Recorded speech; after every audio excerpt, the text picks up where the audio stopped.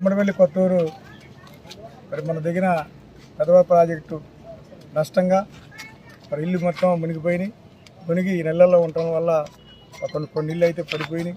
మరి అందరికీ ఇవాళ వాళ్ళకేదో బియ్యం వృతాభక్తిగా మేము ప్రతిపక్షం నుంచి కేసీఆర్ గారి ద్వారాగా వృతాభక్తిగా ఇంటికి ఒక 10 కేజీలు, అలాగే ఒక ఇంటికి నూనె ప్యాకెట్లు అన్నీ కలిపి ఒక ఇంటికి 1500 రూపాయల చొప్పున ఒక 4 రోజుల పాటు 5 రోజుల పాటు వాళ్ళకి తిండి నిత్యావసరాలతో సహా ఏర్పాటు చేశాం.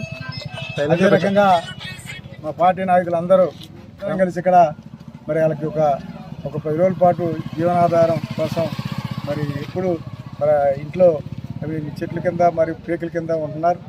వాళ్ళకి అందరికీ ఏర్పాటు చేసి మరి అదే రకంగా మరి ప్రాజెక్టు జగ్గిపోవటం అంటే